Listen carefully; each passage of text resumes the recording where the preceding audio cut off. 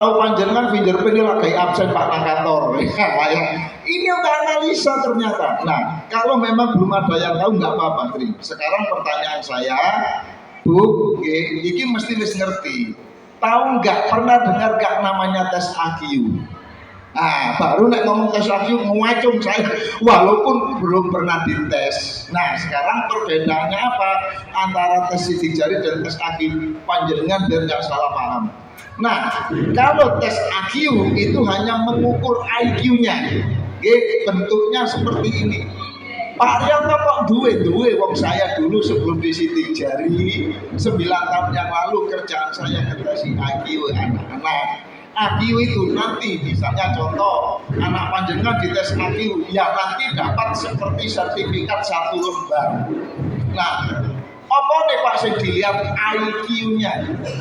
Secara umum, untuk apa sih Pak Rianto? Nah, biasanya tes IQ ini untuk anak-anak SD, TK yang menjelang sekolah di SD atau MI. Contoh, anak saya di sini kelas B lulus, kemudian mau masuk MI atau SD. Biasanya anak-anak yang mau masuk MI atau SD umurnya kurang lebih pinter, Bu. 7 kurang lebih 7. Masuk 10 masuk SD kurang lebih 7. Apabila ada beberapa sekolahan yang pakai persyaratan apabila anak sampean masih jauh dari 7, contoh 6,1, 6,2, itu biasanya sekolah yang favorit minta dites IQ karena umurnya kurang ya. Dulu tapi sekarang banyak. Di tempat saya masih ada di Kramat Jepun. Jadi kok nek delok amare umure sing gurung 6,5, harus tes IQ. Mamane kelabakan. Kadang ke dokter lab tentunya seperti ini.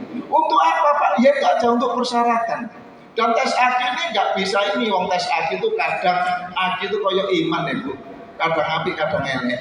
Saiki tes api tahun depan belum tentu karena apa tergantung kondisi anaknya. Karena Pak tes IQ itu pakai mikir. Gini. Nah yang kedua kan gini, loh lah penting Pak. Penting. Ya memang penting tapi penting digunakan untuk apa? Contoh ya hanya satu yang dilihat, contoh Pak Habibie. IQ-nya seorang itu normalnya di atas 90, 100. Habibie itu 1 cm. Padahal penelitian 130 itu luar biasa. Orang-orang Israel itu 140. Habibie itu sudah 1 cm. Tapi Habibie itu kecerdasannya lewat pembuatan mesin pesawat terbang. Bener gitu teknologi. Tapi ya Pak Habibie disuruh melukis kira-kira api lopo guru karuan lah. Ini namanya tes IQ. Nah, beda dengan namanya tes sidik jari. Tes sidik jari bukan 1 lembar. Tes sidik jari itu tesnya itu nggak pakai mikir. Cuma jarinya anak sampean ditempel loh. Plek. 10 jari. Bukan 1 kayak absen sama nang perusahaan. Ada absennya kalau situ uang makan hilang, ngoten nggih. Terus kadang-kadang biyen zamane biyen bahaya wae dhewe utang bank gak iso tanda tangan suruh sidik jari. Percaya nggih? Polisi dolai buron nggak ketemu sidik jari pasti ketemu. Kecelakaan di pasar terbang misalnya orangnya hancur sakwalang